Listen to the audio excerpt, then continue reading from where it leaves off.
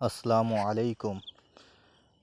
সুপ্রিয় দর্শক মণ্ডলী, যশোর কেশবপুর থানা, ভান্ডারখোলা বাজার, গ্রাম মোমিনপুর। আমাদের এই গ্রামে মানুষ একটি ফসলের সাথে 12 রকম ফসলের উৎপাদন করার চেষ্টা করে সব সময়। জানি না আপনাদের কাছে ভিডিওটা কেমন লাগবে, তারপরেও আমি আপনাদেরকে একটু কৃষি বিষয়ে জানানোর চেষ্টা করি। একটি কলার বাগ চাষ করেছে।